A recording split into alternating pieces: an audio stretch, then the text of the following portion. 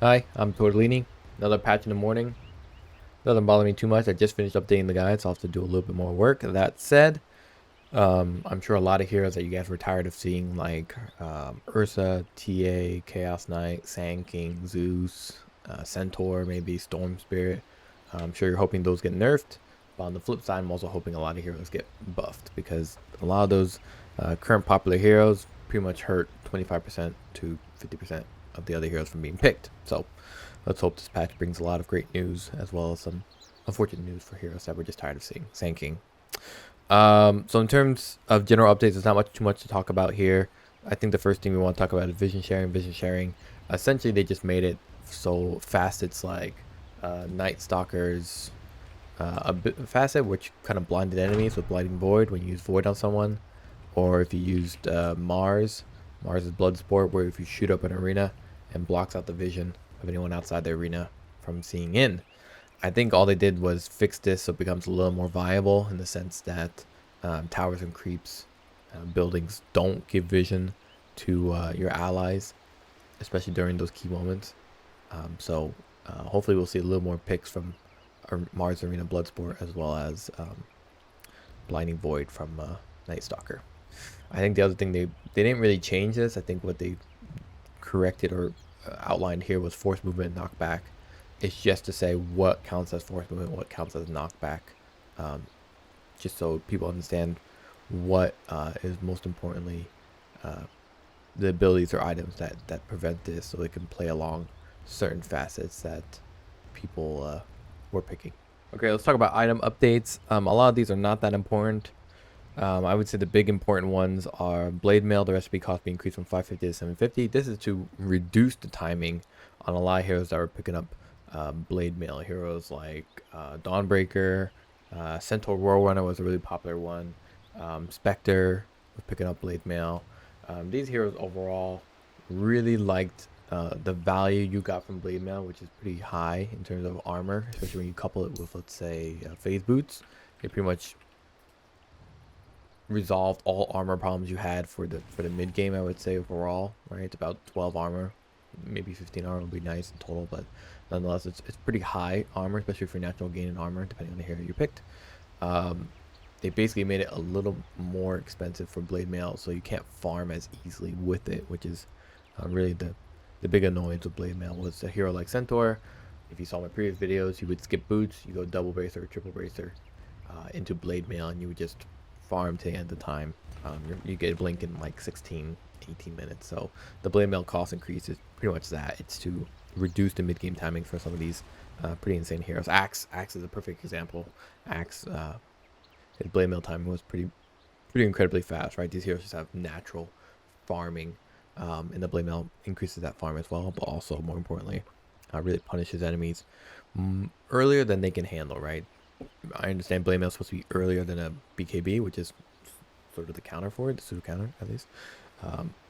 However, Blade Mail with the forced taunts, or with the way these enemies were initiating, just made it too good too early, so to speak. So when you to look at Crimson Guard, I'm sure the first thing you're wondering is the change from strength to max health really all that great, right? 70 plus 2.5% of the caster's max health instead of strength. And I think the change of this achieves two things.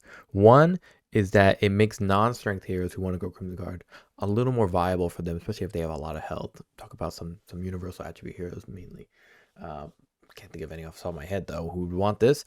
And then the second one, and I think this is the most important one, is that it shifts heroes that don't have the best strength scaling, that may be off lane, can now opt for Crimson Guard and actually feel relatively good about it. I also think that heroes like Centaur Warrunner, who does have great strength scaling, but more importantly have an innate ability like Rawhide, which gives them 35 max health every 120 seconds. I think heroes like those also really appreciate the change for Crimson Guard, because now it's just a bit more value, especially into the late game. The block is pretty significant if you actually look at a general Centaur Warrunner game, where it's about 163 block by level 20 for a Centaur, if you include like double bracer and his level 15 talent. So I think the Crimson Guard change here, much better, that it relies more on the caster's max health instead of the strength. In addition, I also think that it makes the 7.33 change, where the amount of strength you have converts into better health, max health, makes Crimson Guard all the more appealing. It's just a deviation to get it right. The biggest challenge is getting offlaners to buy Vanguard again, now that it doesn't disassemble into as many items as it once did before. That is really the big issue. We check here, Vanguard. This breaks into some of these. Eternal Shroud's a nice one. And this, not really. This one goes to Doctrine of Bloodstone, which is okay. And then this part, this doesn't really build into anything we want except Lotus Orb, which are just two items that were previously popular, especially for arcane boots. Now, not so much.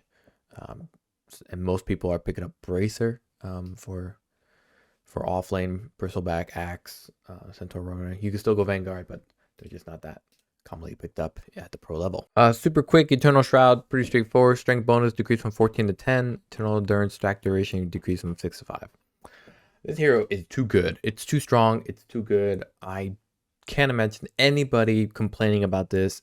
I saw it on Storm Spirit, for God's sake. This Eternal Shroud is just very good. So once again, they reduced the value of it. They're trying not to completely remove it, but losing 4 strength is pretty high.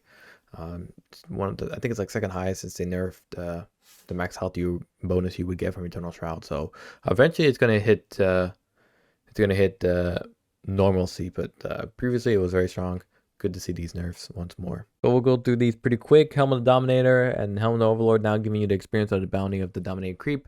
Long overdue. I think even Chen got this when he converted creeps better.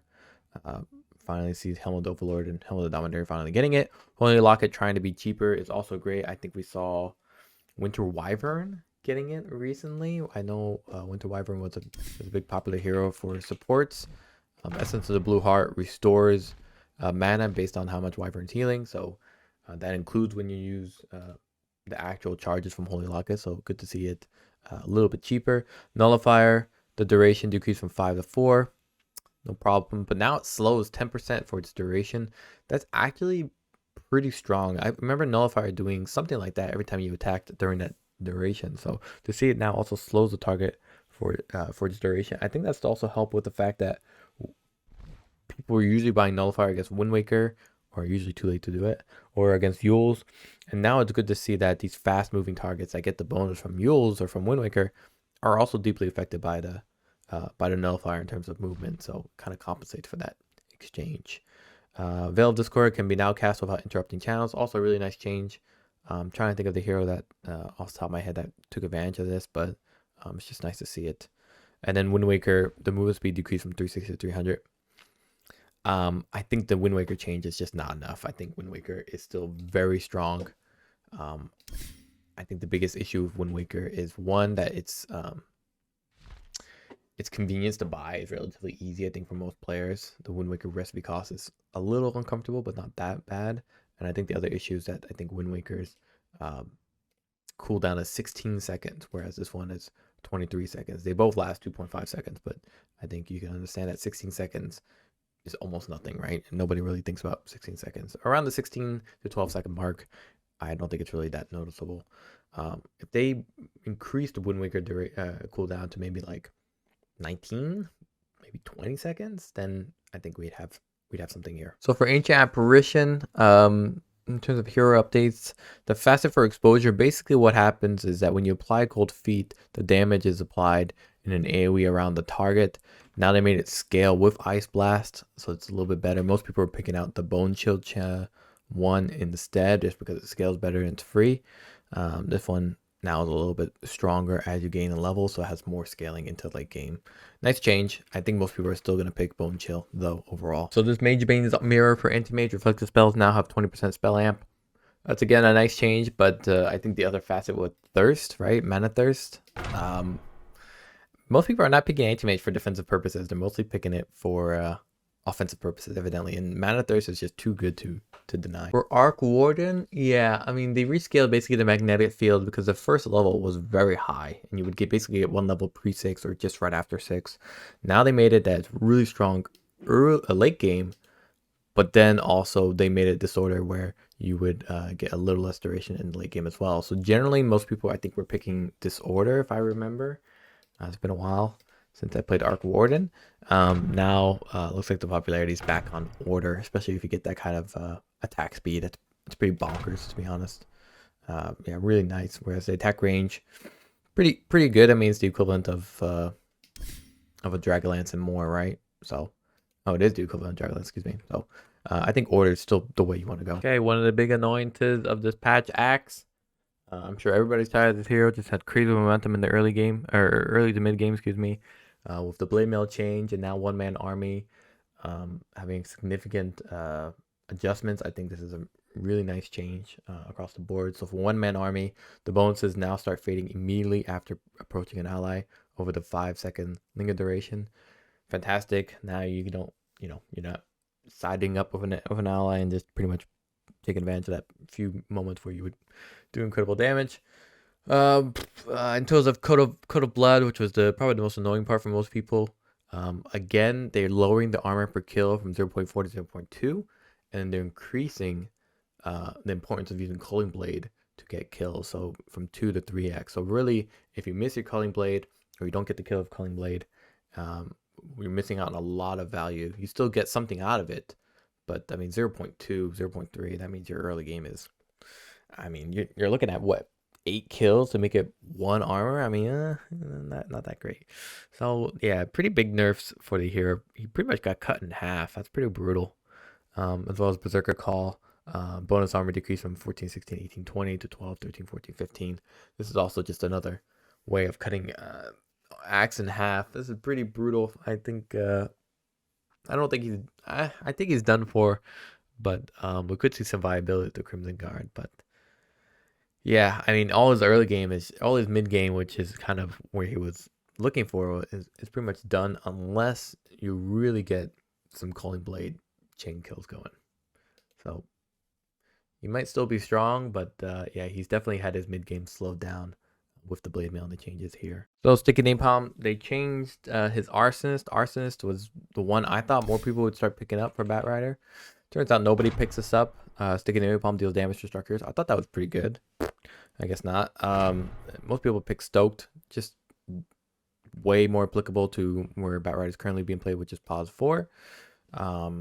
Now they made Arsonist just a little bit stronger. I would say actually significantly stronger. 10% increase building damage is pretty high. And then they reduced the mana cost for Batrider because it just wasn't feasible to spam that much Sticky Napalm.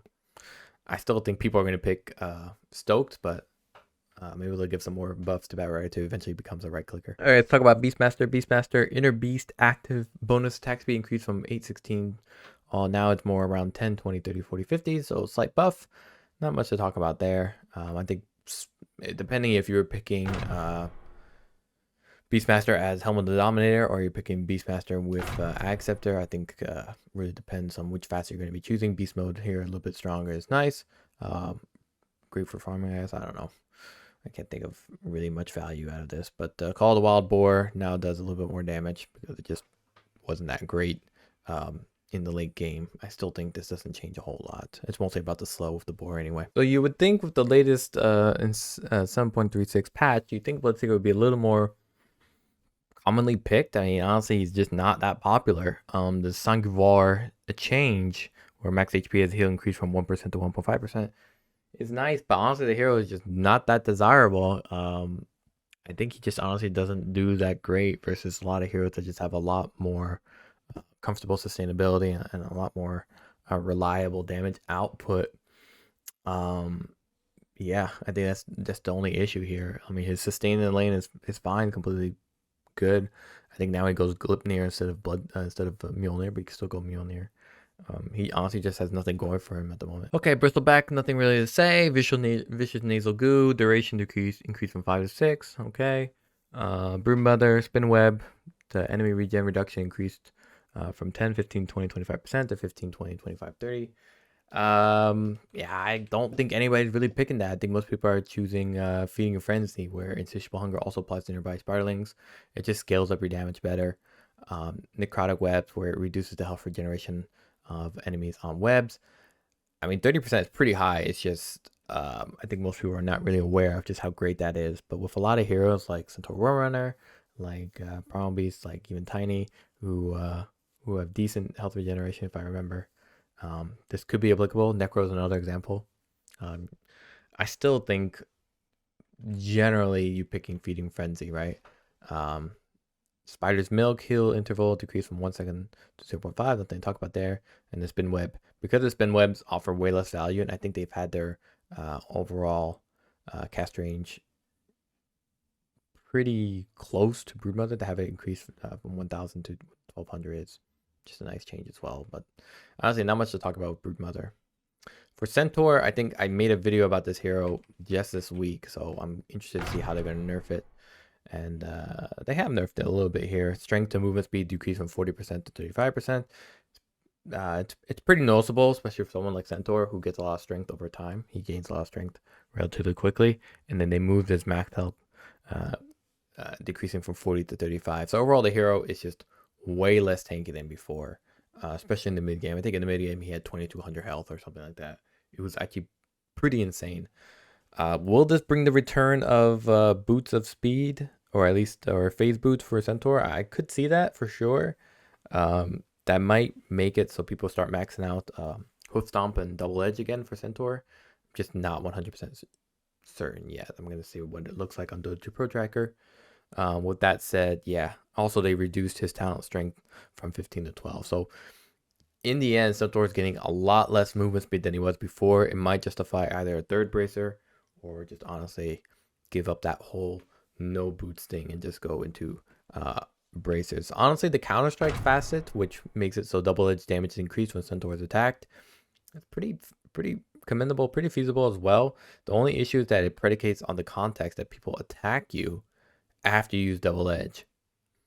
Now, double edge on Centaur means you are losing health, so there's a little bit of, baiting there where enemies do want to attack you from after you use double edge, especially after the third or fourth time. So I definitely could see this becoming more and more popular, especially with the reduced to horsepower. Just not 100% sure yet. Don't forget they also nerfed Eternal Shroud, so really Centaur is taking quite a beating with this latest patch. So Chaos Knight, Phantasm damage taken increased from 225 to 350. That's just because of the facet called Phantasmagoria. Oops, can't believe I got that on the first shot, but I did pronounce it correctly, which changes all his illusions to strong illusions, which means it can't be instantly hexed away or destroyed from any certain debuff abilities. As for Chen, regen per second increased from 1,234 to 1.53, 4.56. Pretty high in the late game, more so than the early game. Chen's late game is actually pretty forgettable. I know they have made a lot of changes over the past patches to make it a little bit stronger, especially in terms of his ultimate and in terms of Divine Favor, by removing all of its early game value and give it more of a scaling application. I still don't think most people are going to play Chen. Chen's probably one of the least popular heroes in the game next to Visage. These changes are nice, but most people won't notice it. Nice change here for Clockwork. Clockwork now grants allies hit a physical barrier equal to hookshot damage. Most people are choosing expanded armature for Clockwork. They're not really choosing the hookshot because it predicates on the idea that you have an ally already close to the enemy to have that reduced hookshot cooldown, as well as the fact that it just relies on this is so cool that it relies on the allies and enemies being near enough one another to make hookshot justifiable. In general, most people are not choosing this. Have a physical barrier equal to the hookshot damage. It does add a little bit more variability or application value for hookshot, but generally most people are choosing expanded armature. So this Dark Willow change, it's just to make it a little bit stronger. Since it took out the magic amp from Thorny Thicket, Bramble Maze has gotten significantly weaker, and it's still, I mean, Dark Willow is still a great pause 4 hero, probably one of the top 10 at least minimum, but looks like they made Bramble Maze even weaker. They reduced the duration from 7.5 to 6, and then Throwing Shade, which is the core version of Dark Willow, which I don't recommend. Max damage increased from 25 to 30%, which is nice. For Death Prophet, yeah, the Spirit Collector is the facet that most people are choosing with Death Prophet, the Spirit Collector, over Suppress. Suppress just wasn't that interesting. Now it scales with Exorcism, so it has a little bit better scaling into the late game, which was kind of Death Prophet's death, so to speak. I guess I want to reuse the word. She doesn't really play that well late game unless she has really good momentum in the early mid game by taking all those towers. The hero spirit damage rescaled from 7580 to now 101, 106, and more importantly, it's just much better early game. Just really heightens the value that she's supposed to be maximized in or most taken advantage of. So to see that it scales now with Exorcism and overall just being really good early to mid game is really where you want to play Death Prophet. So Doom has a little bit of a change for level Pain. I don't really want to talk about this that much. Honestly, Dragonite. Let's talk about Dragonite. Honestly, the only facet people were choosing was Corrosive Dragon. I think a little bit of Frost Dragon. The Splash one, I mean, it's pretty straightforward what the Splash one was supposed to be. It's supposed to help you kind of farm faster. But usually most people were choosing Corrosive Dragon early game and then just trying to compensate for the other missing dragon forms that he previously had. Looks like they made it a little bit weaker for Corrosive Dragon, Elder Dragon form. And then for the Frost Dragon, they also nerfed it. So they're trying to make it more equitable to the Splash one, just because the Splash one wasn't really picked. I still don't think it's going to be picked. I still think people are going to choose Corrosive Dragon overall. Other than that, Dragonite was pretty much unkillable in the lane.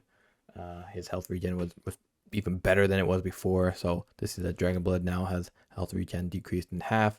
And more importantly, having Dragon Tail also have its damage decreased. So last hitting with it at level 1 is a lot weaker, but also less viable if you choose it into a gank when you transform into Elder Dragon form. Is also just a little bit weaker, but not that much of a change in the late game. So overall, yeah, I mean, they're just making his early game much weaker, especially in view of how Corrosive Dragon was the more popular form over any of the other two, to be honest. Okay, Jow Ranger, a little more chance of hitting your opponent with marksmanship from 20 to 30%. That's the part that really matters. So her early game is a little bit better. Earth Spirit, Stepping Stone. Stepping Stone, again, is just something, is a facet that nobody was really picking. Most people were choosing a Resonance. Stepping Stone meant that you weren't getting charges of Stone Remnant. You were just getting one with a cooldown, but it wouldn't break. Here it says no longer creates a Stone Remnant in front of Earth Spirit. Instead, it refreshes Stone Remnant if it is on cooldown. I don't know what this is about. I don't know what they're trying to do with Stepping Stone. I mean, yes, having an immediate free Stone Remnant after using Rolling Boulder was great. Maybe too great. I don't know how they figured that out because nobody plays with Stepping Stone.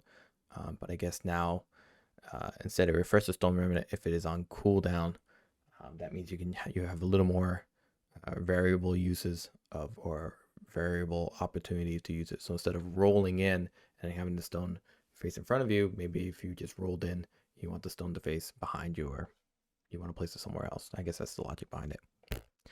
I don't know. Earthshaker, Slugger. Most people were not choosing Slugger. Most people were choosing the one that increased your AoE on Aftershock. So Tectonic Buildup. So this change here is also just nice. Kill knockback max health as damage increased from 5 to 7%. Okay. Enchantress has better mana regen. Okay. Faces Void, big one here. Now pierces debuff immunity. Turns speed and manipulation increase from 30, 40, 50 to 40, 50, 60.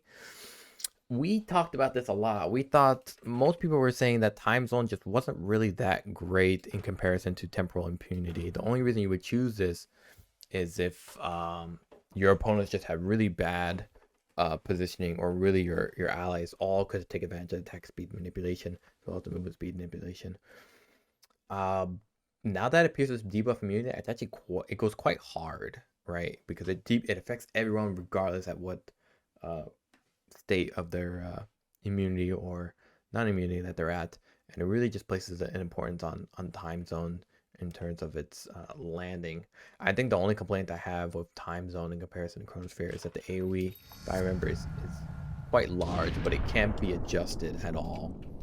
So the way you place it is going to be pretty important. I would love to be able to shift it from this square to more, from this diamond to more of a square, or at least be able to adjust it accordingly.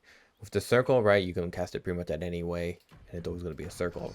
But with it's like this. But with the square, obviously you want the angles to be adjusted so it completely elongates the path of escape for opponents, right? If they are playing on the river and it's like this, then you want the corner of the square to be aligned with that. So that's my only complaint. That said, turn speed manipulation increased from 30, 40, 50 to 40, 50, 60 is very high. It's very good. It's a nice turnaround ability to catch opponents out, rather than a catch ability where opponents might already be facing away from your time zone. Good change, nice change. I don't think we'll see it picked all that often, to be honest, just because the other facets are really good. But for those PUBG Void players that continue to ruin my games, at least they'll ruin it a little bit less. Distortion field, attack projectile slow, also a little bit higher. That's nice. For Huskar, really nice change where they didn't give him any mana. The only issue is that the cost to do anything is significantly high, and they gave him a lot less disabled, so to speak, because now when you use your inner fire, it's not gonna disarm the hero. It only silences them, which is great, I guess, for some heroes. It's also great for some other heroes. So with that said, they gave him a little bit better HP for max bonus increase from 10 to 12%. Helps with a little bit of the cost, and then they also made the bonus the blood regen from 25 to 30%, which was becoming more and more the ideal pick for the hero. You see a lot of Huskars picking up 15% lifesteal instead of Burning Spear DPS, and you're seeing people pick up Berserker's blood regen just because it opens you up to use more of your items and abilities more comfortably. We even see people picking up the shard on inner fire, which wasn't a thing before. It is now. Okay, Invoker gave his base damage a little bit more because the nerfs were just a little too weak for the guy, and then Mastermind deny experience increased from 15 to 25%. That's also just very nice. I mean, overall, Invoker is just really, really bad. That's the bottom line. He's just not good. His laning stage is still pretty forgettable, so these changes are nice, but I don't think it's really going to change much for him. For Io, the Metagun facet I see is not that popular. Most people are choosing Kritzkrieg. Shout out to TF2 fans. For the attack speed and spell amplification. Now they made Metagun even stronger. Scale is pretty good, not that noticeable, I think, for most people. And then the magic resistance from 10, 15, 25 to 12, 18, 22, 30%. So in the late game, a lot more viable. Honestly, you would choose IO Metagun. I don't think you would ever choose it because what basically is happening is that most of the heroes you're attaching IO to have either need to build survivability, or either need to build more damage and attack, and obviously the Kritzkrieg has more applicability there, or generally you're not really changing for overcharge unless you picked someone that intentionally has a lot of free damage, a lot of free output, and just needs to survive. So like a Huskar or an OD, I guess. I don't know, even OD you would choose Kritzkrieg. So yeah, tough one for me.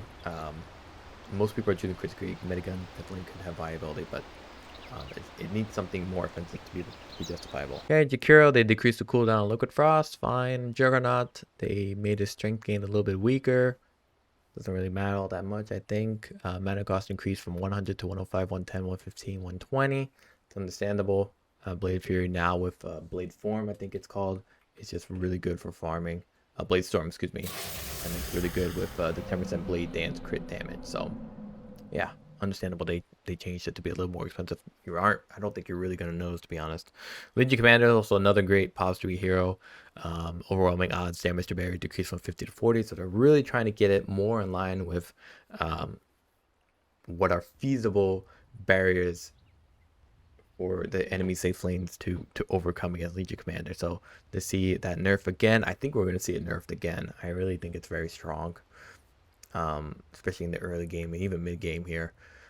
Overwhelming odds, Aghanim Shard radius bonus in duel decreased from 200 to 150. Most people are picking up Shard after the Aghanim Scepter, Blink Dagger, and Blade Mail. Don't forget Blade Mail was nerfed, so we are going to see some weakness with the hero. In terms of duel, Aghanim Scepter no longer reduces duel cooldown.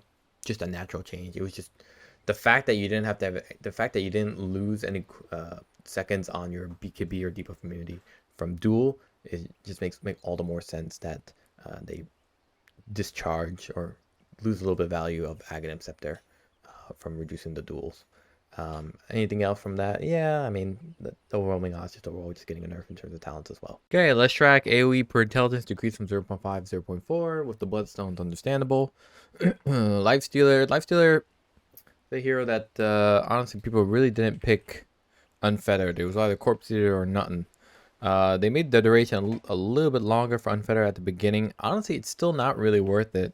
To be I actually haven't seen a need to pick this one over Rage. You get 1 second more with unfettered at the final level, which is, I don't know. I still don't feel like it's really that preferable. They made the level 25 talents better for Lifestealer for his late game. Yeah. For Lina, they increased the movement speed with Fiery Soul from 0.5 to 1. and 3%. This is a hero at max level. This is another hero where I feel like nobody's really picking slow burn. You would think slow burn is supposed to be for the magic version of Lina, but honestly, I tried it mid magic version Lina. It's terrible. I find thermal runaway way better and just a lot more comfortable in the early game. The fact that they made fiery soldiers have better movement speed, especially at the beginning, 1% is pretty great. I mean, the hero's still fine. There's a lot of other great mid heroes right now who come online a lot earlier, but Lina as a mid hero is still pretty fantastic. Lone Druid's another hero that really nobody's really picking the unbearable facet, if I remember, which instead of you transforming into this big true form bear, it's the Lone Druid that's or rather the bear that's becoming an even greater spirit bear. I don't know what to call it.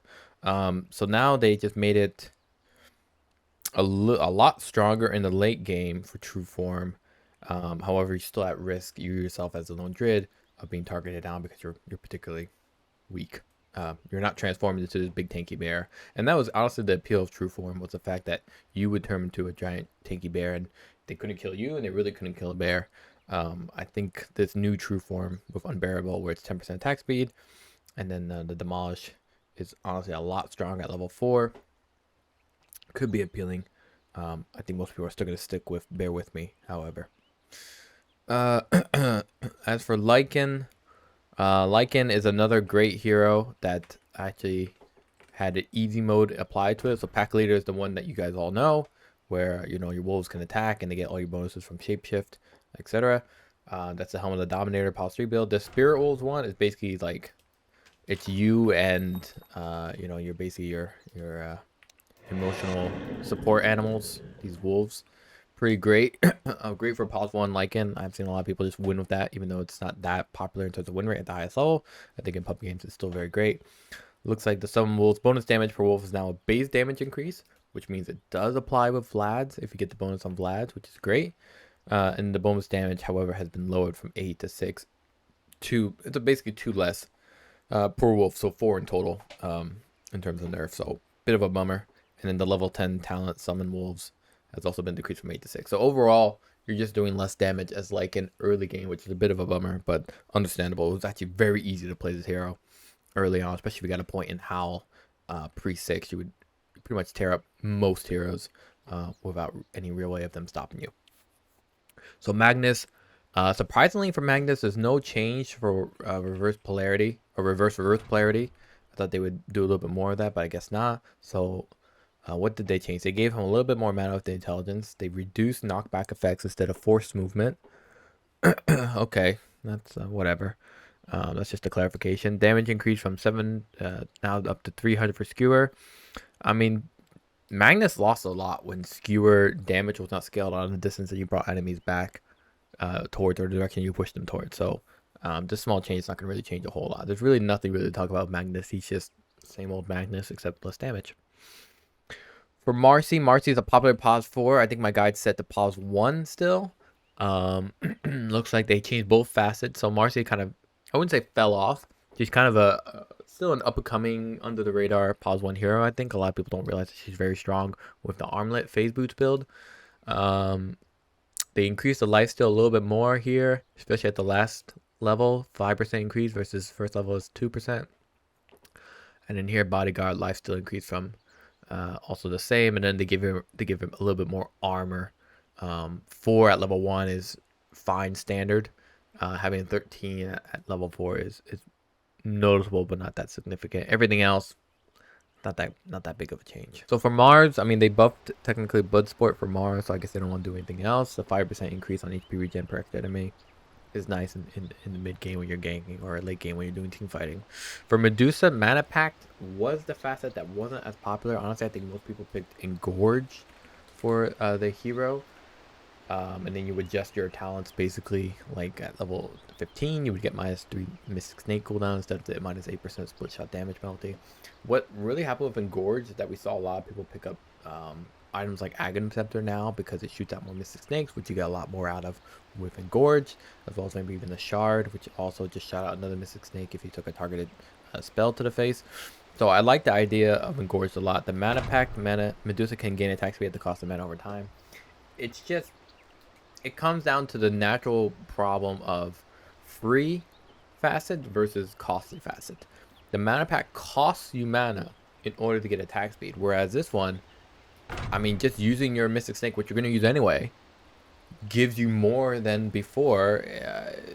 It's fantastic. I mean, it's a no-brainer to pick Always Engorged. So the mana pack, they can do whatever they want with that until it becomes so good that it's practically free. People are going to choose Engorged. Let's see, Meepo. For Meepo, I also thought the hero would be much stronger or much more popular in these recent patches, but so far not. Most people are choosing more Meepo. So despite that, the hero has a 54% win rate as a mid laner and has a 56% win rate as a safe laner. So, but most people are not really complaining about Meepo is what I'm referring to when I say I thought he'd be more popular. I thought Meepo was very strong, and I still think it's very strong. But now that clones get 85% main Meepo stats, I mean, this is insane. It's just insane because basically it's more Meepos, obviously, and now they get 85% of your stats. That's pretty good, right?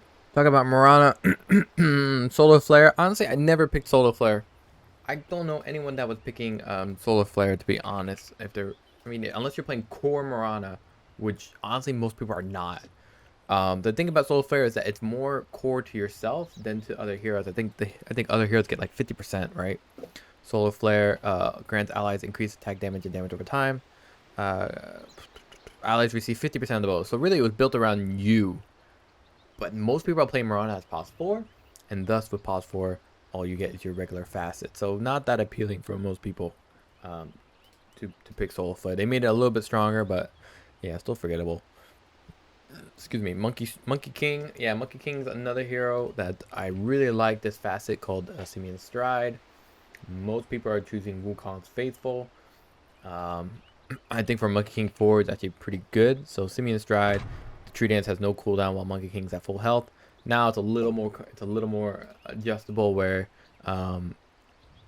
if you have 90% then it's okay, right? Health threshold decreased from 100% to 90%. So there's a little bit more room. If you take some harassment, then it's okay. You can still jump around, and it makes it a little more appealing for Monkey King who has okay regen. Balance Strike. Agam Shard now applies a bonus damage and slow to all enemies affected by Balance Strike, even if Monkey King did not leap. That's a nice change. Because you did pick up the Ag Shard, but you didn't get any value out of it unless you literally leap to the other side. But sometimes you use Balance Strike for finish an enemy off, or more importantly, as a way to kind of stun enemies to then run away, or you want to engage differently, etc. So Balance Strike now, the Ag Shard having its value, regardless if you leap or not, is a nice touch. For Morphling, there's nothing to talk about. This hero is forgettable. I don't think anybody really plays this hero, quite frankly. The changes that he receives with flow, ebb and flow are fine. His innate talent is, I don't think anybody really notices it, where like you receive 50% of the stat growth every half level instead of the full level up, at that level up. I think it's just not noticeable. Morphling receives 100% bonus stats from all attributes bonus from skill points in the talent tree. Yeah. And now they made flow a little bit better, I think, right? Maximum cooldown reduction increased from 50 to 60%. Okay, yeah. Muerta, terrible hero. Don't play this hero. Pause 1. Terrible hero. Comes on too late. Needs too many items. Farms horribly. Just terrible. You're not even choosing Ofrenda usually. I actually think nobody chooses that facet. Most people choose Dance of the Dead. Ofrenda, when responding, Muerta gains the effect of Pierce the Veil for 3.54 seconds if it has been leveled. Responding with Ofrenda now fills the bottle. Okay. Are they trying to make like a pause 2 Muerta work? The hero that does absolutely nothing and moves very slowly. Yeah, this doesn't change much at all. Sounds really cool though. When responding Muerta against the effect of Pierce the Veil for 4 seconds if it has been leveled. Maybe, you can place the Ofrenda near like an ancient stack or something, and then when you respawn, you then get Pierce the Veil, and then, or maybe you place the Ofrenda, you take a fight, you die, you respawn, immediately spawn at Ofrenda and just start wailing on people. I don't know. Hopefully someone in the comments can clarify. Respawning with Ofrenda now refills the bottle is also just a nice touch as well, but I don't think anybody actually cares. Naga Siren, I've seen some Naga Sirens try to play pos 4. Not recommended in my personal opinion, but you do you, just not in my games, please. Deluge mana cost and reduced. From 100 to 60. It's actually pretty okay here. Again, most people are choosing Riptide for obvious reasons, right? Riptide with your illusions means you farm like a madman. Now with the Deluge, Naga Siren can create a splash around herself and her illusions, damaging enemies and reducing their stat resistance. So the downside here is that it costs mana, which Naga Siren has not that great mana early game, but as the game progresses, evidently it's okay.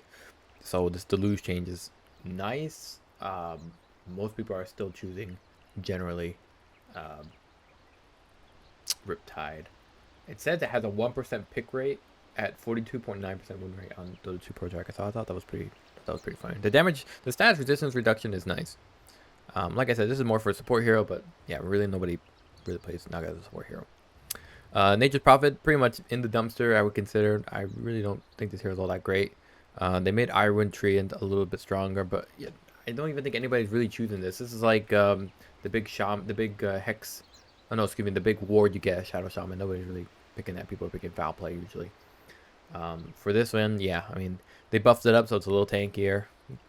Multiplier increased from 3 to 2, 3, 4, 5. Yeah, nothing really to talk about. The barrier increased from 50, 100, 150, 200 to 250. The thing is, you're not teleporting to then hoping you have a barrier so you can take people on. If people see a Nature's Prophet jump in from a teleportation, they're not gonna say, I'm gonna take this guy on. They're gonna say, okay, I'm just gonna leave, or I'm gonna try and leave and not get sprouted.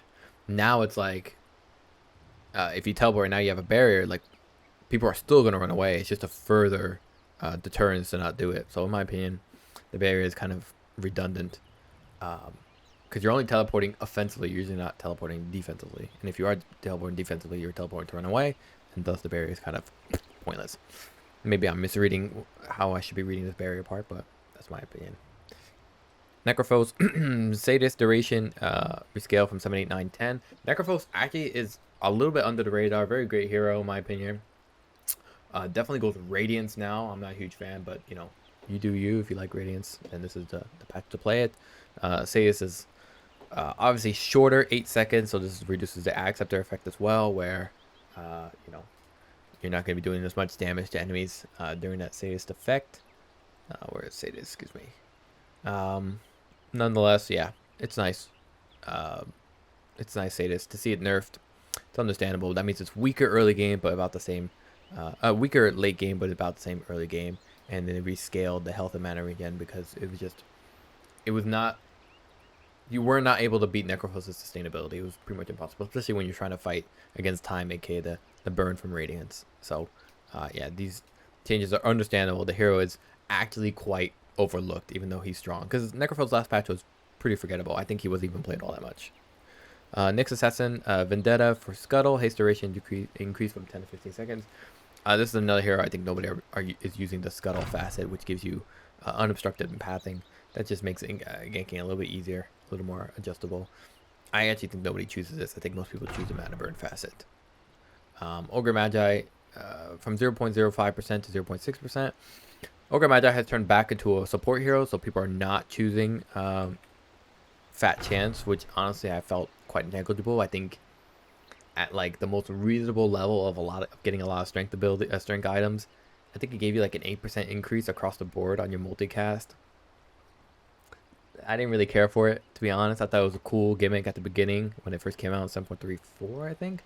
Now I'm just like, just give me the learning curve. I'll take advantage of that for the first few levels and just go hard on an enemy, and we'll call it a day. So Fat Chance, yeah, as long as Ogre is still a support hero, maybe a posture if you want.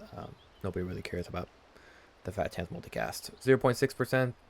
Yeah, so instead of like 8% increase, it's what, 9.5 maybe? Maybe I'm underestimating it. I don't know. You tell me. Omni-Knight, yeah, Omni-Knight's another dumpster hero, so we're not really going to talk about him all that much. Degen Aura, one of the great abilities that nobody gives two craps about, so yeah, you can read it for yourself if I scroll by. Oracle, Clairvoyant Curse. This is for this rare pause 2 Oracle, right? Spell amplification per level increased from 0.5 to 0.75%. You won't see anyone play Oracle with Clairvoyant Curse. I think most people are choosing Clairvoyant Cure, right? I hope I'm wrong. I hope I'm right about that, because it seems like quite obvious. That said, yeah, if you want to roll pause 2, I have a guide for that. Yeah, go for this. This increase means that you're your momentum in which you can get kills is more and more secured at the early game, where oracles, that's the only time oracle is good. Outward Destroyer, Obsidian Decimator, Essence Flux, mana increased duration from 7 to 10 seconds. Okay, that's nice. I played Outward Destroyer recently. Most people are choosing...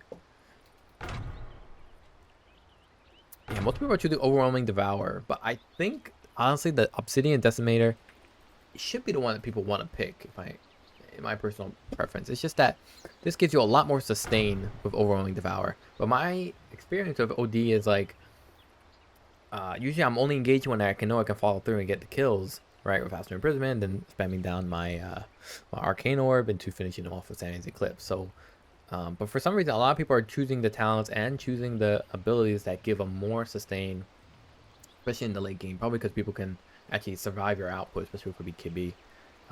So out Overwhelming Devour, I definitely understand why people are choosing this because of the heals and because of the applicational survivability assets, even though you have Acceptor and BKB usually. This Obsidian Decimator, where mana increased duration increased from 7 to 10 seconds. I hope we see it more picks. I think OD is just a very strong hero in lower games where people just don't buy BKB. Pangolier Double Jump, they increased the minimum damage increase from 0 to 25% from Shield Crash. Okay.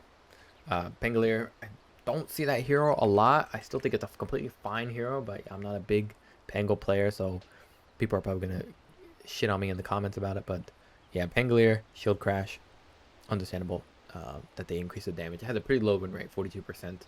And Thunderbolt. Thunderbolt was okay too, to be honest, for Pangolier.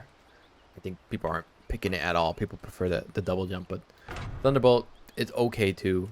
The duration decrease, I think they need to just remove that and just make it not as significant, right? Duration is 8 seconds instead of the usual. Where's the duration? It should be written here. It's like 10, 12 seconds, right? Something like that. Yeah, I don't know why they don't write the duration at all here. That's quite annoying. Any case, yeah, double jump. It's the one you're picking anyway, so see it buffed. Very nice. Still don't think it's enough. Swashbuckle, I think, got pretty hurt in the recent patches, so big bummer. Phantom Assassin, one of the worst pause 1 heroes to play. Methodical, Coup de Grace. Critical damage increased from 300, 425 to 550% to 575. Okay. Yeah, I mean, still don't care about it. Nobody's picking Methodical. Because the thing with Methodical, it's basically you get Coup de Grace every 6 attacks on the same hero or 4 attacks on non-hero units. It's just... it's too slow. I mean, 6 attacks is a lot, and if you throw out a dagger, you can minus it out by 2 since last patch. It's still... okay, I don't know why they didn't write it there, but it's still blah. I mean, it's just a blah ability. It's basically you have to build attack speed, or they have to increase your Phantom Strike so that you attack faster to make Methodical more equitable to Veiled One, which is just the better of 2 bad facets, right? Blur is no longer dispelled when attacking and reduces mana cost during and after blur. Fine. I mean, the hero is just in a terrible place right now, so it's a really big bummer here. Blur now also applies 12% bonus move speed while active. Okay, I mean, you're still using Phantom Strike to move in and out of fights, so the blur change is nice, I guess, between Phantom Strikes. Phantom Lancer, Divergence, illusion damage decrease from 24, 26, 28. Nothing really to talk about. Phoenix, Dying Light is actually really strong. Most people, when they look at the facets for Phoenix, they look at Hotspot as the one that's greater because it does more damage towards the tip of the ray. Dying Light just occurs all the time, and it's actually pretty great damage. So to see it slightly nerfed is nice, right? Percentage of missing health as damage decreased from 6% to 4.5%. Effects are no longer applied by illusions. This was because people were playing Phoenix as like pause 3, and it was a pretty good pause 3. Now that's no longer a possibility, I would say, or just not as great as before. Makes farming really nice with Phoenix as well, especially with Fire Spirits. They also decreased the slow on Fire Spirits from 65 to 50. So early game, Phoenix just isn't as impactful as it was before. Good changes. Phoenix was very strong. Puckish, spell dodge multiplier increased from 3 to 4%, 4x. Pretty good. I mean, I actually don't see a lot of Puck these patches because of the popularity of Storm Spirit and Zeus and other heroes like that. if we look at the puckish innate ability, whenever a puck disjoints an attack, it restores 2% of its mana and 2% of its max health. Dodging a target spell projectile restores 4x that amount. Okay, nice change. Pudge, Flare's Hook. Yeah, nobody picks Pudge for the Flare's Hook. Most people choose it for Fresh Meat for obvious reasons. Flesh Meat gives you more damage, which scales with your strength, which you get more of as the game progresses, especially with Flesh Sheep. Flare's Hook, let's see what it changes here. Projectile speed and cast range increased by 15%, so it's a little easier to land those hooks. It goes a little bit faster, and the damage has also increased from 75 to 80, 200 at max level. So nice changes. I don't think anybody's going to pick this though. Just because Flare's Hook relies on you to get good hooks, whereas the other one is just guaranteed regardless. And the current pause for build for Pudge is currently Blink, Shard, and Aether Lens, right? Somewhere in that order. So really Flare's Hook, it's on the basis that you're hooking from afar and pulling enemies in to do increasingly more damage, whereas the other one, you just have better scaling pause for value. So nothing really to say there. Early game meat shield a little bit better. You're only getting 1 point. I don't know if you're getting, are you getting 1 point meat shield anymore? I think you are. I think you're getting like, I think you're getting 1 point meat hook, max out rot, and 1 point meat shield, I believe. So early game, it's just significantly stronger. It's nice. Queen of Pain, Masochist. Queen of Pain, was she ever playing Masochist? No, nobody was really playing Masochist on Queen of Pain, which means, which gave bonus spell amp, but it cost, but a percentage of her spell damage reflected back to her. Nobody was really choosing that, just because again, this versus let's say free. This one's free. Queen of Pain gains spell life steal that increases the proximity to her enemies. This is free. This costs something. That's the only reason people are picking Succubus more and more, as well as the fact that Succubus really works with bondage and really works when you buy Sanchikaya on Queen of Pain. And yes, you're still buying that. So outgoing spell damage reflected decreased from 22 to 20. Fine. Nobody's picking that. Ricky, Exterminator, tricks of the trade, agility multiplier increased from 3 to 4%. Really sad how many I know, how many facets and builds I remember. Again, most people are choosing Contract Killer. Especially if you're playing Ricky the Pause one, but I can see Exterminator being a thing if you're playing a different game. I don't know when you would pick this one. The reason why you're not picking Exterminator for the 4x agility bonus when attacking non-hero units is because it's supposed to be read as use Trick of the Trade either against Zug lineups, or if you're playing against, or if you're trying to farm with Trick of the Trade. But the Trick of the Trade cooldown is so high, 12 seconds, that and your mana pool is so small that you're really never using Trick of the Trade to farm up unless you go something like, I don't know, Battle Fury or something that really lets you wipe out creep camps quickly. So yeah, this change doesn't really do much. Rubik, stolen spell mana cost increased from 30, 40, 45, 60%. Pretty good, to be honest, that one. This is probably the one I don't remember on how to on which facet was popular. I think it's going to be Frugal, Arcane Accumulation, excuse me. I think that's the more popular one. It is, but honestly, when I'm looking at the Pro Tracker, but honestly, Frugal Filch is also just very, very popular as well. If you want to take a look at it, I'll show you real quick. We can see here, we can see the pick rate between them, right? 1750 matches, people are choosing Frugal Filch, and then the other one, people are choosing 55% win pick rate with a similar win rate for Arcane Accumulation.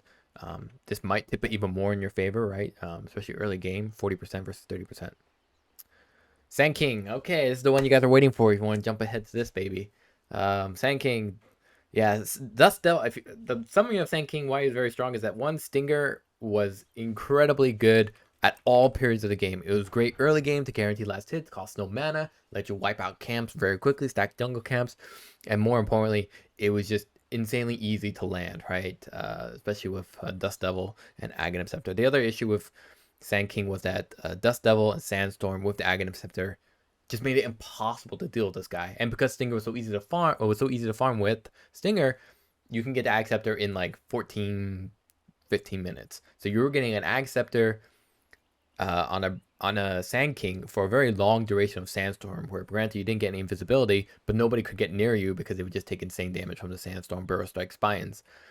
And then you didn't really need a blink, you just used Burrow Strike. It wasn't the greatest blink alternative, but it was decent for what it was. So basically with Stinger being letting you farm much faster, means you can get larger items, which means you don't have a priority to get Blink Dagger, which means you were pretty much destroying in the mid game as a sacrifice of not getting any early game opportunity. No different than, let's say, Centaur when he skipped Phase Boots and didn't max out Hoof Stomper Double Edge. So let's talk about the changes here. Dust Sandstorm radius decreased from 425, 500, 575, 650 to 300, 350, 400, 450. A little more easier to deal with. Yeah, I mean, you weren't maxing Sandstorm when you got this Dust Devil, so now it's a little more easy to deal with the radius of Sandstorm with the Aghanim Scepter. It means you can walk away from it, or rather, if you're starting to walk away from the Dust Devil Sandstorm Burrow Strike spines, then you didn't have to travel as far, thus you were less likely to be stunned. No longer centers on Sand King after Burrow Strike. So what does that mean? That means I let it go. That means it's gone wherever it is. Let's see here. So here's my Sandstorm. It does follow me decently. It doesn't follow me perfectly. And if I do this, it has to travel. So yeah, that was the other thing as well. When you got 1 point in Sandstorm and you got the Aghanim Scepter, that was also a great way for you to farm. But more importantly, it took advantage of the Burrow Strike low cooldown for you to continuously jump around and have the Sandstorm Ag Scepter Burrow Spines effects just continuously be a huge annoyance. So it's a decent nerf. I'm not sure if it's going to be sufficient. Let's keep reading. As for Sandstorm Sand Shroud facet, this is basically the old version of Sandstorm, where you were invisible. The radius has increased to make it a little more appealing. Not that significant. Not much to talk about. Caustic Finale, max health damage rescaled from 8, 10, 12, 14% to 6, 9, 12, 15%. So it's actually stronger late game when it became not that noticeable. 1% is not that noticeable at all. And then 2% less at the early game. Here we go, Aghanim Scepter. Readjust my chair for this one. Aghanim Scepter damage and stun durations are now 70% of Burrow Strike's current damage and stun. So this, so the Sandstorm Aghanim Scepter damage and stun duration being 70% of Burrow Strike's current damage and stun means that you are reliant on maxing out Burrow Strike, which you were anyway. So no big deal. Oh no, I think you were maxing out Burrow Strike second. I think you were maxing out Stinger first, if I remember. It could be the other way around. Aghanim Scepter spine interval increased from 0.2 to 0.4, so less spines. Aghanim spines per interval increased from 2 to 3, and Aghanim spines no longer appear if Sand King's outside of the Sandstorm. I didn't even know this was a thing, but that's super annoying. So that was an obvious one, right? If you're not in the Sandstorm, there shouldn't be any spines coming out of it. Otherwise, where the hell are they coming from? The two big changes here are basically double the time where spines were not appearing, and the spines per interval increase from 2 to 3, which means they have a little bit of a wider area of where they can hit, but that means they don't appear as much. So, and then you have a smaller AoE, so it's kind of like a new formula way of approaching Sandstorm and the Aghanim Scepter effect. Is this going to kill Sand King? I don't know. They didn't change Stinger, so he can still farm pretty decently. He isn't really affected by any of the other changes they made for items, except for Wind Waker, if I remember. So, yeah, I mean, it just makes him a little less pervasive, but I still think he's relatively strong. I see they didn't want to kill his early game at all, because Sand King previously just had a terrible early game. So, yeah, let's see what happens here. I'm definitely understanding that this is a nerf, but I'm recognizing the fact that it still keeps Sand King in the realm of relevance for this patch. So Shadow Fiend, if you weren't watching or playing much Shadow Fiend, the physical version, which is Lasting Presence, is terrible. Basically the issue with Shadow Fiend and Lasting Presence, or the physical version of Shadow Fiend, is the fact that it gave you more damage. And nobody's playing Shadow Fiend going, I wish he did more damage. Nobody's playing Shadow Fiend saying, I wish this guy would kill faster. He's too slow. He kills really fast. The issue is that the farther the game goes, all he has is more damage. He doesn't have any real way of scaling up besides just having more damage. And there are a lot of heroes that now are scaling up with more damage or are scaling up with more health, which makes Shadow Fiend not as effective as it was before. So, Lasting Presence, they made hero reduction duration decrease from 60 to 70 seconds. I don't care. Nobody cares. The Shadowmire one, which is the magic version, which is something like Tread, Yules, Blink, Kaya, Yasha, I think. So you can cast your Shadow Raises faster as well as your ultimate. Now the movement speed slow decrease from 10 to 8%. Still pretty good. I actually like the Shard on Shadow Fiend. If you guys don't know what it is, the shard on Shadow Fiend I think is underrated. The cooldown is reduced by 2 seconds per enemy hero. And if you don't know what the cooldown seconds, it's already 9 seconds. So if you hit 5 heroes, you pretty much reset your cooldown. Obviously, you're never going to hit 5 heroes. You're going to hit maybe 1 or 2. So that's already cutting your cooldown in half for 3 abilities, right? It's not just 1, it's all 3. So pretty cool. I actually think the shard is really good on Shadow Fiend. Yeah, you're still going to play Magic version, so nothing to talk about here. Shadow Shaman, one of the most annoying heroes in the game. I can't stand this hero. I'm thinking of becoming a vegetarian. How much I hate foul play and this stupid hex chicken cluster cluck, more like cluster cuck. Can't stand this stupid hero. They made him a little bit weaker, so it's faster to get him down to 1 health, so that he can then pop foul play. No longer provides bonus movement speed. Okay. No longer provides damage amplification. Thank God. Aghanim Shard Scepter Serpent Wards now linger for 1.5 seconds after shackles end instead of always lasting 6 seconds. What? That's a pretty big nerf. So basically, they really nerfed his farm ability here. Aghanim Shard Serpent Ward. So that's when you use Shackle and 4 wards pop up. Now linger for 1.5 seconds after the shackles end instead of always lasting 6 seconds. Is that actually okay? It basically helps you farm jungle camps, and then they disappear if you need to reset, if you need the camp to respawn. But it does make it so if you use it on an enemy, then it's not that good, right? Let me understand. I think maybe I'm not understanding this one, because basically when you shackle someone, that's when they spawn, right? How long is your shackle? Your shackle is 4.2 maximum. So they basically last 5.7 seconds, so 0.3 seconds less, but they last kind of the duration of when you're shackling. So I guess it's fine, actually. It's a small nerf. The only thing you can't do is you can't shackle someone, let go immediately, and then you know, have him get chains done while he's getting hit by 4 serpent wards, or you hex him right after. Now shackles, you have to hold on to the shackle the whole duration to get the maximum value of the serpent wards. I get it now. Foul play no longer provides bonus movement speed. Thank God. That means he's much more killable. However, if you have a blink dagger with foul play, you might be able to skedaddle out in time. Who knows? Level 10 talents, 10x damage amplification replaced with 1.75 mana regen. Okay. Slardar. Okay, pop 3 hero, not that noticeable. I think most people are playing him pretty much the same. I was noticing a shift in maxing out the stun. Excuse me. I can't remember what it's called. I was gonna say Anchor Smash, but that's Tidehunter. But Slardar now, I think people have moved back to Bash to the Deep and Slither and Crush. Most people are choosing Leg Day, which is the Slardar has slow resistance and even more movement speed at the beginning of Guardian Sprint. This is a nice change. Was Brine Guard. I feel Brine Guard's pretty good. Corrosive Phase increases Slardar's armor by 40%. It's just, I think because of the Aghanim Scepter, it didn't really see much use of Brine Guard. It seems a little bit of an overlap, plus a little too much armor, right? At a certain point, more armor just doesn't do enough, or doesn't do much more. So, yeah, nothing really to talk about here, to be honest. So for Slark is not that popular, but in my opinion, he's in a fine place. Dark Reef Renegade, Linger Search Radius decreased from 1200 to 1000. Okay, these are all just really small changes. Snapfire, still a pause for hero.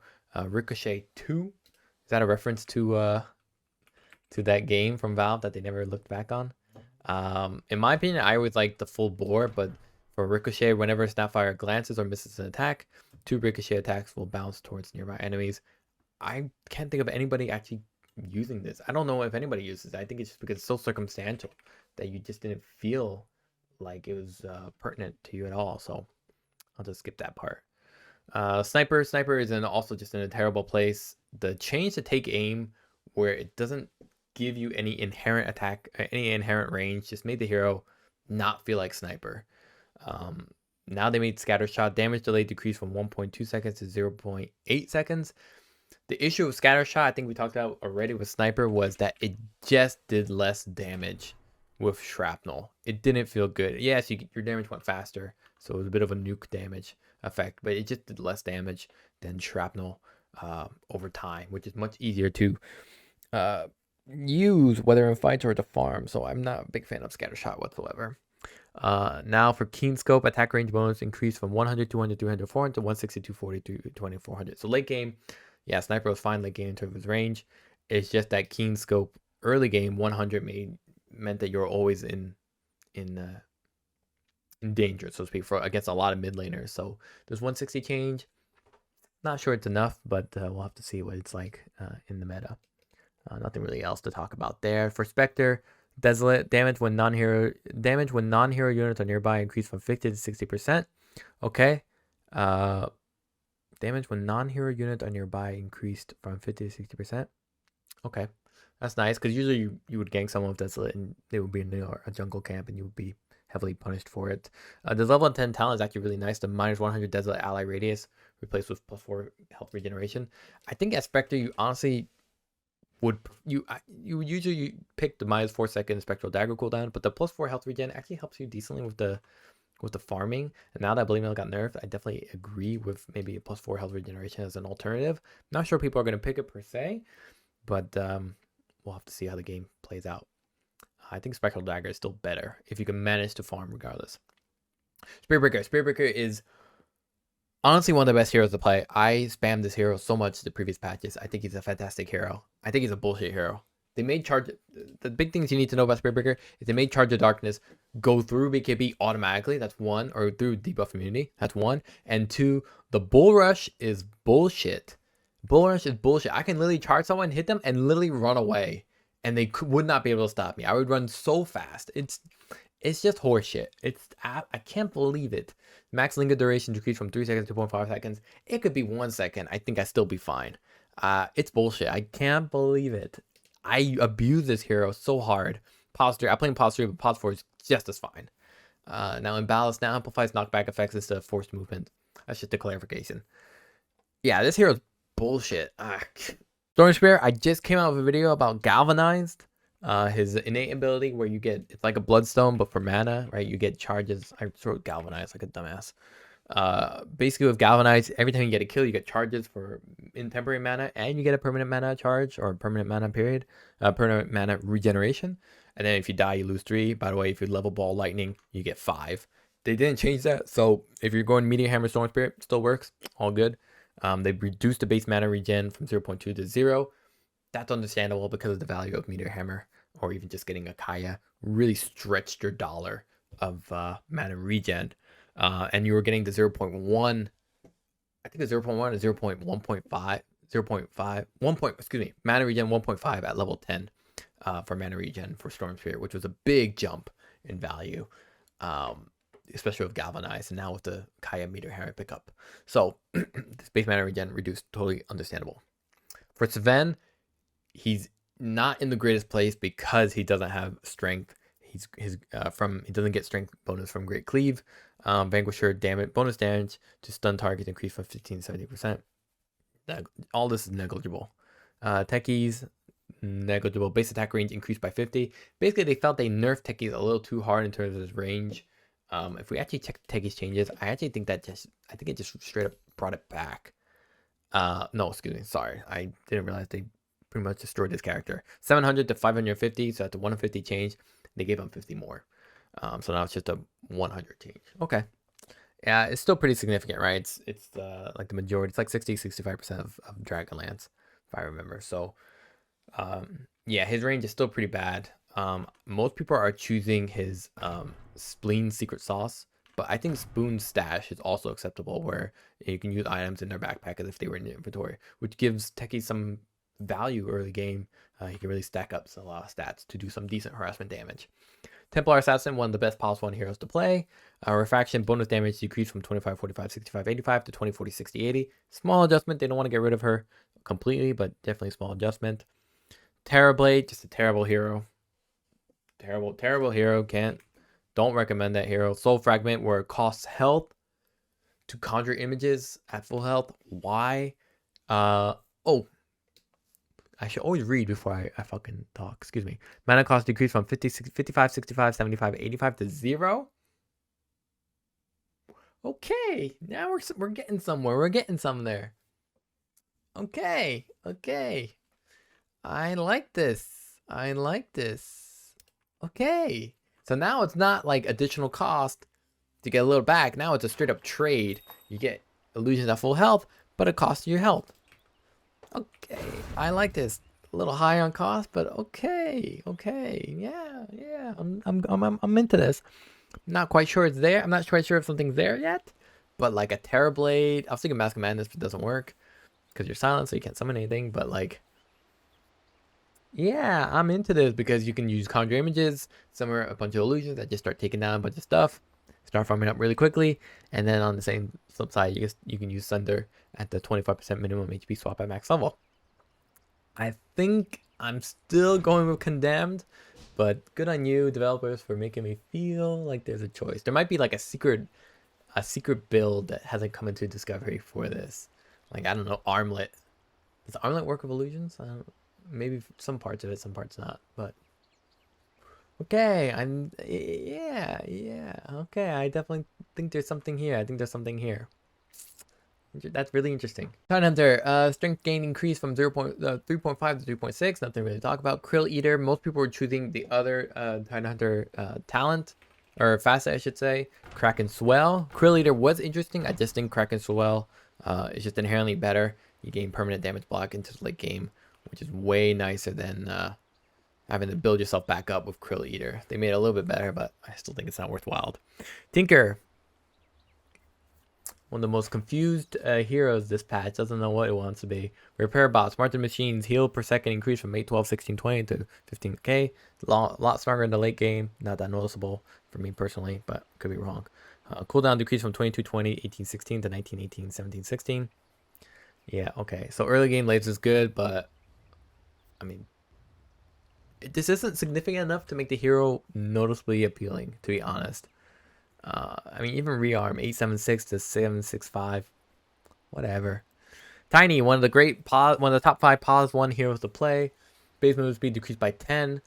Since you usually go Sanji Yasha or at least a Shadowblade, I think it's fine to have his base movement decreased a little, especially in the early game. Bonus building damage decreased from 40, 55, 70 to 85 to 30, 40, 50, 60. It's understandable that his late game bonus damage building damage is decreased.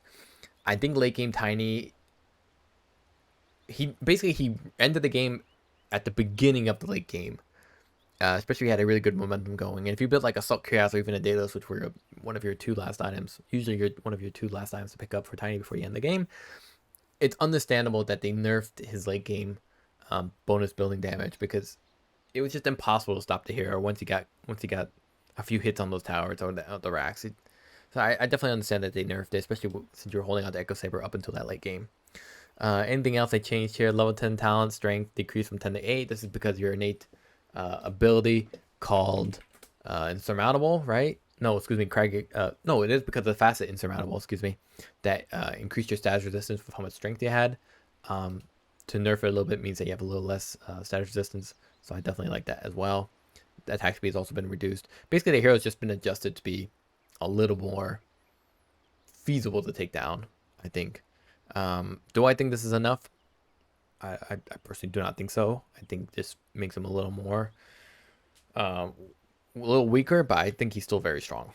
Troll Warlord, level 20 talent, changed from 50% battle trance slow resistance to 1.5 seconds battle trance duration.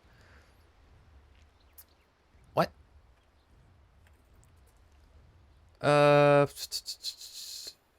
Level 20 talent. Berserker's Rage Armor, or 1.2 battle trance duration. So 1.5 seconds, that's a slight increase. It's the 6.5 to 7.5 to 8 seconds. That's pretty long. 50% battle trance slow resistance. Yeah, so basically nobody ever chose this. But the 1.5 second battle trance duration, I think that's going to be the go-to. Plus 8 Berserker's Rage Armor is really nice. Where the hell is it? Where the hell is Berserker's Rage? Yeah, there it is. I think it's really nice additional armor, especially at 5. Plus having plus 8 means that you don't really need any more armor. That said, your scalability with Troll was pretty good, so you were looking at pretty decent armor by 30, and then with all that maxed out, and then you would usually build items like Sanjayasha, Battle Fury, BKB, Basher, maybe a Blink somewhere in there, and so your armor becomes pretty comfortable, right? 59% without any talents. That's level 30 though, so I think people are going to choose a battle trance duration just because you are not really thinking about additional armor. You're thinking of ways to pretty much prevent people from hitting you or basically out damaging them. So the extra battle trance duration might screw with some heads who are used to the current duration of Troll Warlord. So yeah, nice change. Okay, Tusk. Buff duration 5 to 6. Yeah, they basically just buff Tusk as a whole. He's not really picked all that often. His bitter chill slow, attack speed slow. Also just not that noticeable, honestly. There's not much to talk about. These are just adjustments to try and make Tusk a little more valuable. But honestly, most people are not picking him. Underlord, also just a hero I thought would be really cool. I don't see much Underlord, but maybe with the Crimson Guard change, it'll be a little more popular. Honestly, probably not. Yeah, I mean, Archer or movement speed, fine. Aghanim set their cooldown reduction from 20 to 10 seconds. I didn't even know they felt they had to nerf this guy. I thought he was completely... I mean, he's just forgettable. Maybe with Crimson Guard we'll make him a little more appealing. We'll see. Undying, nothing really to talk about. Ursa. Ursa was actually pretty popular as a pause 1 hero. I don't think anybody has noticed just how good he is, but he's actually really, really good. Most people are thinking that the bear down... the bear down... excuse me. Most people are thinking that the enrage facet is good. The grudge bearer. When damaged during enrage, Ursa gains bonus attack damage. My complaint is, again, with like any other facet, if it relies on the context or the situation of the enemy giving you it, then I'm not quite sure 100% it's going to be worthwhile. I'm not quite sure it's always going to be justified to pick this one. It does have a really high pick rate. Its win rate is 49%. For the other one, which I actually think is better, bear down. Debuffs inflicted by Ursa last 20% longer. That's just a freebie. And it works with your Earth Shock, which you have a pretty low cooldown over time across levels, right? It becomes 9 seconds. And I think there's a way to even have that reduced even more, if I remember. No, 25 you have 2 Earth Shock charges. I think you picked up Octarine later on? No. Sometimes you would, usually not. Anyways, I think Bear Down actually is viable, especially if it counts like Basher, which was a popular item for Ursa, or Diffusal, which some people picked up as well, not that often. I definitely think this is the better one, but most people are choosing Grudge Bearer for understandable reasons, especially if you get the Shard, where that means you have more enrage effects that people might damage you during or throughout. Anyways, Earthshock increased from 14, 12, 10, 8 seconds to 15, 13, 11, 9 seconds. Yeah, late game, nobody Earthshock 1 second more. Okay. Venomancer, Plague Carrier. I'm surprised they did. Venomancer was also another top 5 support hero. The Plague Carrier is pretty bad because it takes a while to just have those stack up onto an enemy, stack up into an ally, and then later on the game, like late game, nobody's really noticing these Plague Wards. Honestly, they're negligible. It's understandable. The Patient Zero though, annoying as shit, and I'm surprised they didn't nerf it. All they did was nerf Noxious Plague from 4.56% to 3.45. So they did make it weaker, but I still think it's very strong, especially with Patient Zero. It's actually quite frustrating. For the Plague Carrier, now it has 3 charges. So yeah, it was the original Plague Carrier version of Venomancer. You're replacing one at a time. You have to get a bunch on there. You're kind of focused on other elements during the fight. You're not exactly placing Plague Wards on an ally beforehand to then start a fight, right? It's just kind of annoying. Now you get 3 charges, so you can just throw them on someone. They can go after people like an alchemist or I don't know, an underlord, or I don't know, anyone. And then yeah, now it's just a little bit more valuable as a facet. People are still going to choose Patient Zero. It's just too good. Patient Zero, if you don't know, basically when you do Noxious Plague on someone, it spreads to other people for a bit of its damage, and then it spreads again after that, and it's just very frustrating. Okay, Viper, yeah, not much to talk about the hero. Nosedive, pretty pointless, pretty redundant. They didn't change it at all still, but if you remember Viper Nosedive, it used to be, come on man, work with me here. Viper Nosedive, it used to disarm someone and then spread a really large AoE of your corrosive skin. Now it does a smaller AoE, lasts for 4 seconds, and it just reduces their attack speed even more. In my opinion, not that great, because you're already using your target using Viper Strike on them, and that reduces their attack speed, if I remember. Yeah. So, yeah, pretty not much to talk about for Viper. Visage, not much to talk about here either. For Void Spirit, pretty good hero. Actually, definitely a great hero that people have been overlooking, especially as pause 2. For Void Spirit, most people were not choosing the Sanctuary. Excuse me, most people were not choosing Symmetry, which was the other one. If you do damage, you get Barrier back. I don't even think it works with Radiance, which is a little weird. Right, Void Spirit gains a physical damage barrier when dealing magic damage to heroes. Yeah. And then Sanctuary Resonant Pulse creates an all damage barrier. That's just a freebie. It makes sense that people pick it more. But they decrease basically the base damage barrier to make it a little more feasible to deal against Void Spirit. Because Void Spirit just basically was pretty naked after his Resonance Pulse. If it wasn't physical damage, it was mostly magic. Like he'd have to rely on BKB or just build up his strength though. So yeah, Resonance Pulse damage barrier being a little bit weaker. It's understandable because Sanctuary is just such a good facet. Intrinsic Edge, secondary bonus decrease from 33 to 25%. Okay.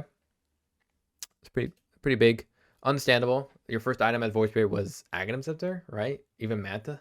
So you were getting a lot of value out of these universal items through the Intrinsic Edge. Now it's a little weaker. Resonance Pulse, Aghanim Scepter base charge restore time from 15 to 18 seconds. It's because your first item was Aghanim Scepter. So that means you had 2 Resonant Pulses, which means you could chain silence for pretty long duration and have a third one come up pretty fast. Warlock, nothing to talk about here. 18 seconds at all levels, which means Fatal Bombs was just too strong, especially with a lot of popular facets that are out there right now. Winter Wyvern, bonus attack range decreased. I think it's because people are not choosing enough Essence of the Blue Heart for Winter Wyvern, which we talked about was like gives you mana every time you heal. People were choosing Dragon Sight still, which gave you more damage the further you attacked, if I remember. Yeah, Winter Wyvern gains bonus damage when her attack range is over 400. So they're trying to make the Arctic Burn less appealing at all stages of the game so that Dragon Sight wouldn't be as pervasive as a harassing damaging ability, especially if you're playing her as a support. Okay, Witch Doctor. They nerfed Paralyzing Cast. That was the default pick. Voodoo Restoration now also heals Witch Doctor for half the value. Oh, okay. I like that. It's a nice touch. People are going to choose Paralyzing Cast anyway, but Voodoo Restoration with the Holy Locket buff as well, which it lowered in cost. I could see that. I used to play this Witch Doctor Voodoo Restoration or Festoration, whatever you want to call it, version like that, where I would just straight up just AFK, heal, walk around and heal everybody forever. I really liked it, especially with the level 10 talent. So I could see that coming back for me if I just want to chill. Cleft Death damage increased from 4266.91 to 4570.95. I don't even remember that he had a 30 facet, but Death Ward attacks one target at once with reduced damage. So then it becomes Death Ward attacks 2 targets at the same time with reduced damage. Yeah, I don't know. I don't care. I don't think anybody picks that one. Wraith King, another top 5 position 1 hero to play, especially not with his original facet, Bone Guard, which summoned skeletons like before. With the Spectral Blade, it was a boring facet. Basically, you hit someone, and then you hit them again, and it would do damage. And basically, you hit someone, and then there was a delay, and then you would do damage to that again, as if you hit them again. Pretty boring, but very strong. Lots of damage for Wraith King, especially since he went Radiant still. They changed his Vampiric Spirit, bonus attack speed, and Wraith form decreased from 75, 30, 45, 60, 75. Okay, so now it needs to scale. So what was crazy was that if you died as Wraith King, your Wraith form was just insane. It would actually just be it was actually the few times I was actually scared in Dota 2, where this guy would just run at you with insane speed, would slash you down if you had beaten him down of 2 lives. It was just incredible. They also nerfed his movement speed, so really they just made his early game comeback value of Wraith form a little more acceptable as the enemies or the receiving end of his Wraith form. So I do like that. Mortal Strike cooldown increased from 6 seconds to now 5.5 to 6 seconds, and then it's just scaling a little bit more. Okay, Aghanim Shard damage decreased from 150 to 50%. A little surprising there. I mean, I thought 150% was a lot, but Mortal Strike now dealing 50% bonus damage when in Wraith form. means that Aghanim Shard is less good early game, especially with the changes of Vampiric Spirit, and it's just a less good period, but even less so in the early mid game when you would maybe pick up an Ag Shard. Usually you don't usually pick it up late game or get it for free. So yeah, okay. A little, I mean, you weren't really picking up the Ag Shard for the Mortal Strike. That was just a bonus. You were usually just picking it up because you're playing against a diffusal mana burn enemy. But have it go from 150 to 50%, pretty significant. Reincarnation. Okay, let's talk about it. Cooldown is not frozen while Wraith King is in Wraith form. It's a bummer because what would happen is that if the game got long enough and you got, let's say, an Octarine core, or you got previously when you didn't have Wraith form as an innate ability, you had to get the Aghanim Scepter.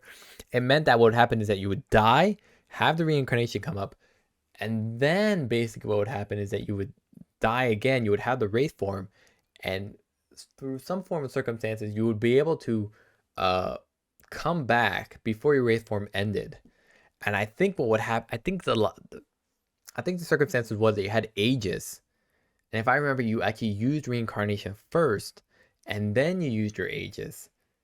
And when that meant reincarnation kept going off cooldown, coming off the cooldown to then where you died, you would then be able to come back again before the Wraith form finished. Now it pauses after Wraith form, which I think is it is a bummer that the cooldown is no longer affected from Wraith form. It's not that significant for most people, but it is noticeable if you played enough Wraith King games. Okay, Zeus is the one I wanted to look at the most. I personally love Zeus. He's one of my favorite heroes in recent patches, both the previous one and this one. He did need a nerf. He was way too strong. He was insanely strong, and he was good at all levels of the game. He was good early game, where he would be able to farm jungle camps or pretty much destroy the lane just by farming much easier and more consistently. He got his phylactery at pretty much one of the earliest times you could get it, 9 minutes, 12 minutes if you're terrible or just average. And then he would be able to get his shard at exactly 15 minutes. So imagine getting a phylactery, which is a pretty significant chunk of gold, and then being able to get your shard, which is 1,500, 1,400 gold, and then being able to farm incredibly fast with lightning hands through your auto attack at no cost. There's no cost. There's no mana cost to use lightning hands. They just shot arc lightning out of your hands. And then you had the live wire, which meant that you would do percentage damage depending how close you were to enemies, which made it even better farming. And then you would get the Manta style, which will let you farm even faster because you farm already fast with lightning hands, and then you would farm even faster with illusions plus the live wire. It was just, this hero was out of control. He could build anything in no time flat. He was the Willy Wonka of item builds. He was insane. Let's see how they changed it. They changed it now. Static Field now scales with Thunder God's Wrath. So instead of at 7% max damage, it's now 4, 5, 6, 7%. That's great. He definitely needed that. He did too much damage too comfortably from mid game on. Static Field now scales, we read that already. Current health as damage rescaled from 4% to 2.5, 3, 3.5, 4%. So Static Field as a whole was just much weaker earlier on. Arc Lightning has also gotten a little riskier to cast. I don't think most people are going to notice this change, to be honest. Lightning Bolt no longer deals bonus damage to creeps. This was great to secure either range creep pretty easily, or you can pretty much kill a lot of big creeps with 1 or even 2 points of lightning bolt at the jungle before you had lightning hands. Thunder God's Wrath cooldown increased from 120 to 130 seconds. Understandable. Don't think this needed to be done, but okay. And then now lightning hands no longer applied by illusions. Okay, that's huge. That's so huge. You usually always built Ag Scepter, lightning hand, Ag Shard, excuse me, into Manta style. Now no longer Manta style. So what are you gonna do? Your farming is significantly cut down, and more importantly, your right click is just the right click version of Zeus. I think is pretty much dead now. It's just not really that justifiable. Maybe it's not. Maybe I'm exaggerating a little. So what do you build now? Kaya Yasha, I guess, would probably be the item I'm thinking of. So what you would do is you would go phylactery, you would go, arcane, phylactery, Ag Shard into Kaya Yasha to make like Octarine Core, which is the magic version of this build. Maybe disassemble the Kaya Yasha to make Kaya Sanj if you don't need the extra cast speed. and then Aghanim Scepter, I guess. I don't know. It's a pretty big change. I don't know if this completely destroys the current version of Zeus and he goes back to the old Aether Lens build. Phylactery Aether Lens. We'll have to see. Terrorblade after. We'll have to see. That's a pretty big nerf. That's pretty, yeah, that's really unfortunate. Yeah, everything else, nothing much to talk about. So that's it about this about 7.35b. Pretty long video. Yeah, let me know if you guys like these full breakdown talks or if you prefer something a little more summarized.